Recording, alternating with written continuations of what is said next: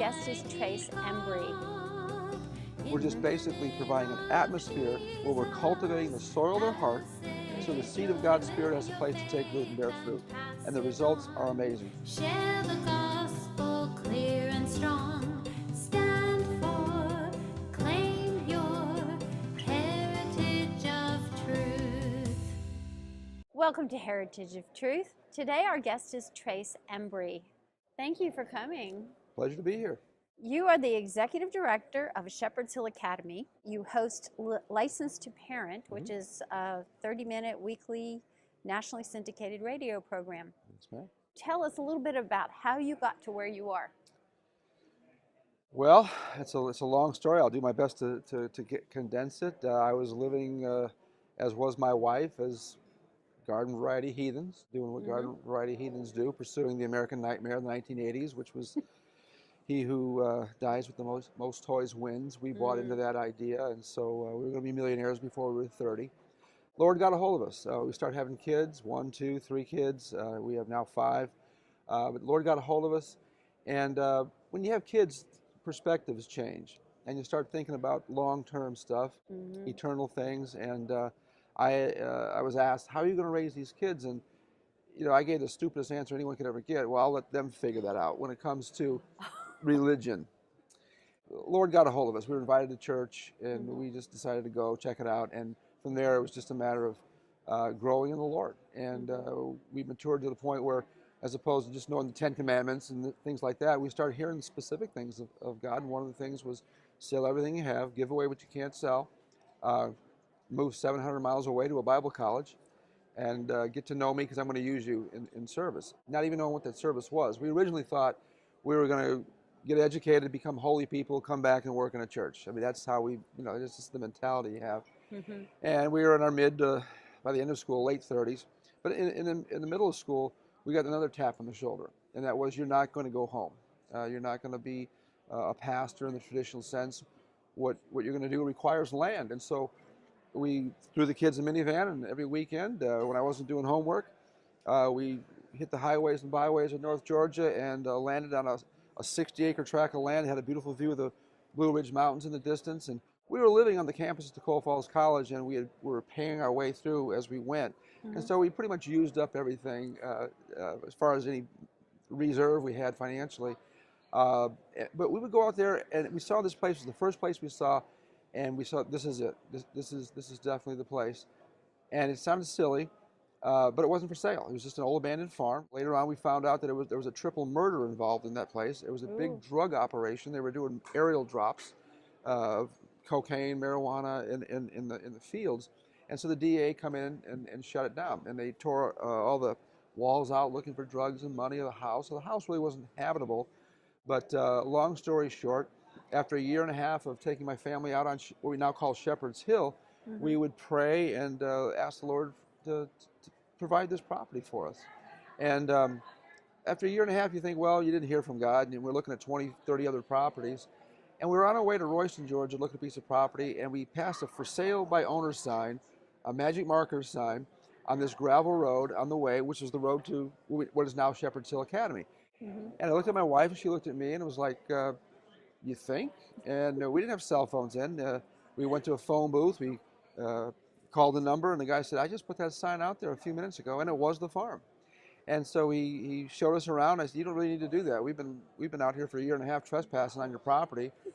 We would picnic on Shepherd's Hill under this cedar tree and ask God to provide it. And I said, what do you have to have for this, and how much property is there? And he told me, I'll divide it any way you want to. And we thought, well, maybe we can trust God for 5 acres. And then we got to thinking, if God's really in this, he'll give us the whole thing. And so we just said, I have $200 and I do business on a handshake. Will you just hold this property for $200 in a handshake for a week? And I was thinking money was going to come out of the woodwork if God was in this. And he laughed at me and he said, sure, I'll do that. And a week later, I showed up at his office, and he says, how are you going to do this? And I said, I haven't got a clue. And he said, young man, I had 5 people standing in line to buy this property. He was a real estate investor. He bought it from the state somehow just to flip it. And long story short, he sent us to a local bank who gave us a loan we were leveraged to the hilt.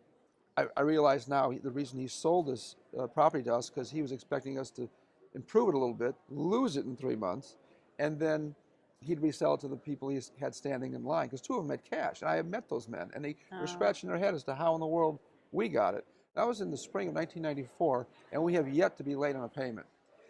Since then, God has used the property just incredibly. We now have kids from virtually every state in the Union, 13 other countries, to live in the woods, build their own communities like Gilligan's Island in the woods, out of the lumber that's on the property. The kids learn to use their hands, their minds, and get away from the digital technology that has so numbed them from the neck up, to put them in a position where they can think critically, constructively, creatively, and then receive the deeper things of life, God being preeminent in that situation. And it's just, there's so much more to the story.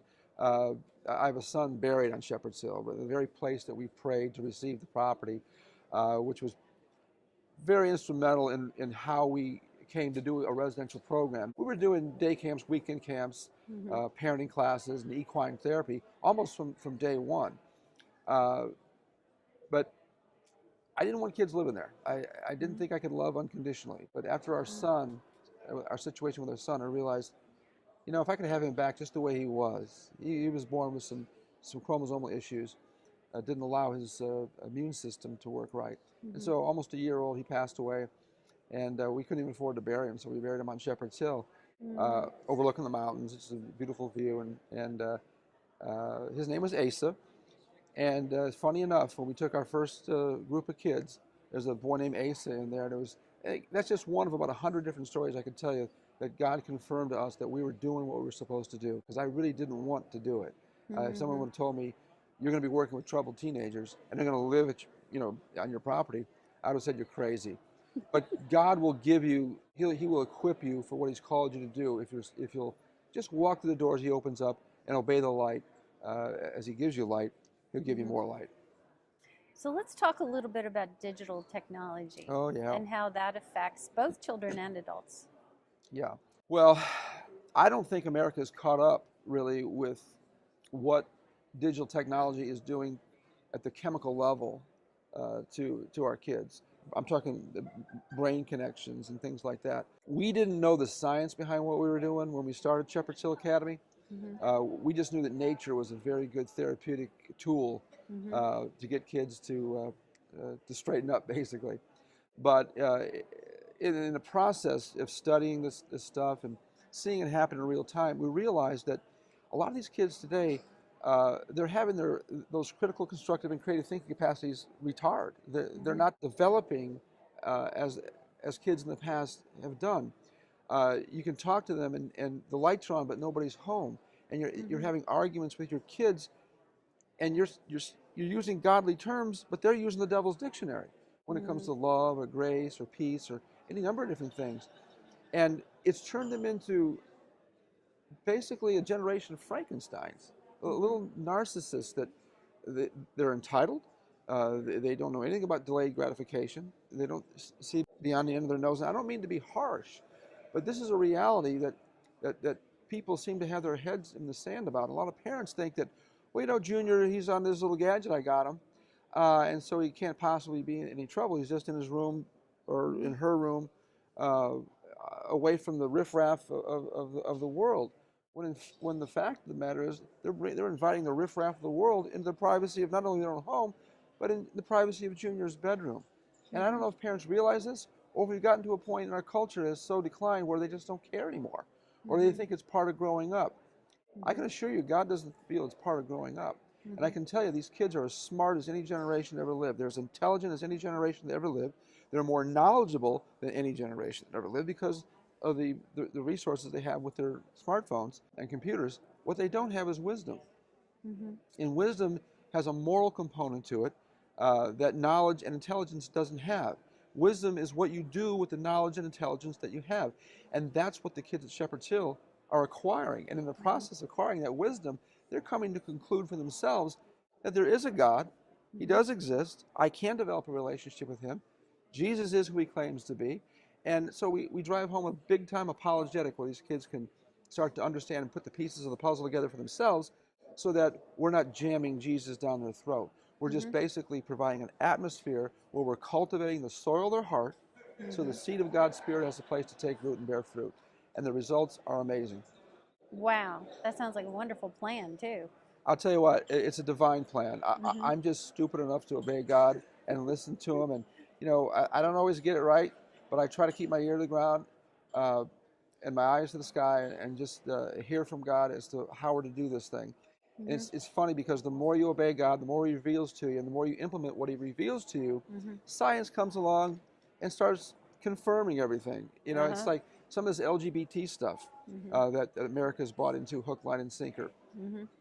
We're winning all kinds of victories in this area because we do have the history, the science, the logic, the statistics, the experience behind it. Scripture is our truth. That's our point of reference. But you can't argue Scripture to a group of people who've never bought into the premise that Scripture is what it claims to be. And so you have to fight in their backyard and beat them up with their own tools. And that's what usually happens. What we teach the kids at Shepherd's Hill is, we call it pushing the antithesis. Let's take your logic and you take it to its furthest extreme and just see where it takes you, Junior. And one of the things they'll say is, well, I should be able to do whatever I want to do when I want to do it. That's classic postmodern relativistic thought. Your truth is as good as my truth is as good as your truth. Feels good, do it. And I'll challenge them. I'll say, let's just take that to its logical end. What if 7 billion people on the planet thought the way that you think? And they're a very honest generation. They don't even know how to blush. They don't mind telling you the truth. Well, chaos. So, well, okay, you're right. That's the logical conclusion of thinking the way you think. Chaos. Matter of fact, chaos is what landed you here at Shepherd's Hill. So what's the logical outworking of chaos? Well, destruction and insanity. And what's the logical outworking of that? Death. And, yeah. Here's my worldview. I believe I should love my neighbor as myself and do unto others as I want them to do to me. What's the logical conclusion of 7 billion people on the planet having my welfare ahead of their own? Well, peace, harmony, love. Which world do you want to live in? And you just kind of let it go. And then they start asking all these difficult questions which have to be answered today. Because of the internet. And I won't even give the websites that are out there. But kids are looking at these websites and all these objections to the Christian faith. Objections and really good questions that only seasoned theologians had to answer before the advent of the internet. Well, now our kids have to answer these. So consequently, we have to answer them as parents. As a ministry, we're ahead of the curve in this area. We have the answers for these kids that we give the kids, but we don't jam it down their throat. We just say, what do you think about this? Put it in the form of a question. They come to their own conclusions. And if they take it to the logical end, they'll see that what we're teaching them and what they're experiencing at Shepherd's Hill is what they need for healing. And I find it interesting that the kids that come to Shepherd's Hill in bushel loads of medications, and 1 in 10 kids will be on some kind of medication by the time they're 18 years old in America today. In other countries look at us like we're nuts. But I find it interesting that the kids that come on bushel loads are leaving medication free at the end of a year's stay, because we know that outside stimuli, whether it's love, whether it's caring, nurture, security, all this, it contributes to their physical and mental, emotional, spiritual well-being. Matter of fact, it's a scientific fact that if you can get Junior to be grateful for anything, just being thankful, and we know how biblical that concept is, don't we? Just being thankful elicits enough serotonin in your system on your own, as it's as if you were taking 1 Prozac or 1 Wellbutrin. Wow. And so this isn't rocket science, but it is science. But it's also science that backs up what Scripture's already said as to how we're to do life. And that's all we're doing, is bringing these kids back to their original factory settings, to where they can start making some good conclusions based on the reality that's there, not this virtual reality. Now, do you have any resources? I mean, I know you have your program, but other than that, have you thought about publishing anything that will help parents do this at home? I've got several books in the hopper. I Okay. really do. And unfortunately, between our own radio program, my duties at Shepherd's Hill, I'm a little behind the curve in getting these things finished. So in the meantime, we're, as opposed to reinventing the wheel, we're promoting books like the Digital Invasion, which I did contribute to with Dr. Archibald Hart. Glow Kids, which was written by a non-Christian, a guy by the name of Dr. Nicholas Carderas. Another one is Navigating the Cyberscape. And these things will equip parents as to what's really happening to their kids physically and biologically, spiritually. We have a DVD that was filmed. A lot of it was filmed at Shepherd's Hill using Shepherd's Hill personnel and Shepherd's Hill kids, telling the viewers what Life Unplugged has done for them and how it's rejuvenated, rebuilt them, and helped them understand their parents more and a biblical worldview. Right. And so we do have that DVD that we get out there. There's our website at helpmytroubledteen.org, helpmytroubledteen.org for Shepherd's Hill Academy. And then there's licensedtoparent.org. And there's plenty of resources on those two sites, licensedtoparent.org and helpmytroubledteen.org. Why is helping children and older children, teens, understand a biblical worldview so important to their adult lives? Well, everything has to have a beginning. Everything has to have a foundation. Christ talked about, the house built upon sand, just, it won't stand. And so these kids today are like, they're planting their feet in midair. There's no place for them to have any root as to why they believe what they believe. Most of them believe what they believe because Snoop Dogg said it, or Lady Gaga said it, or their favorite actor or maybe athlete said it. Because they've been indoctrinated with postmodern thought, everything's about feelings with them. There's no logical continuity to what they believe. They believe what they believe by feelings. And we've allowed that. We've allowed that to happen, both as a society and unfortunately as a church. And we challenge these kids with that. So you have to have a place to start. There are absolute standards of moral right and wrong. And until you have a starting place, then your opinion really is as good as mine, and mine is as good as yours. But there has to be a transcendent a place to go for those deeper truths of life. And not everything, see, this generation was grown up believing that if it's not empirically proved, then it's not true. And there are truths that transcend empirical truths. And one of them is ideas. Prove to me empirically that you ever had an idea. You can't do it. Right. But ideas are true nonetheless. Prove to me you love your husband. You can give me evidence. You can give him evidence. But you can't give empirical proof. I gave him a gift. That's not a proof. That's no proof that you love him. Right. That may be evidence that you love him. Maybe evidence that he's a real nice guy and he's worth giving a gift to. But there's no empirical proof there. Right. But see, we've stunted the critical thinking skills of our kids today. And public schools are teaching our kids what to think. They're not teaching them how to think. And that's what we're trying to do at Shepherd's Hill. Well, that's good. You already mentioned the website, but why don't you say that again for us? Sure. They can go to helpmytroubledteen.org. Okay. The reason I give that one is because no one knows how to spell shepherdshillacademy.org. They always spell it wrong. So helpmytroubledteen.org will get you to Shepherd's Hill Academy. You can link there to License to Parent or vice versa, but License to Parent is license2parent.org, license2parent.org. Okay. And your show, is it online or is it? We're we're a syndicated program. We're on about 200 stations across the country. It is online. You can go to our website and hear all our archives. We have a daily 1-minute program, which I think is the richest thing we do. And we have a weekly 30-minute program, and where we have a guest on for 30 minutes. And we have any guest that you probably hear on Dennis Rainey's program or James Dobson's program or Focus on the Family, either one of them. A lot of similar guests. But we're a little more blue collar, a little more to the point. We're not as polite as they are. And we just basically cut to the chase and try to equip parents with their parenting license so that they're the ones calling the shots at home, not Junior. And unfortunately, kids they've taken the bull by the horns and they don't want to let that go. Yeah. And parents need to get it back. That's what we're trying to do. Absolutely. Well, thank you again for being our guest. It's a pleasure.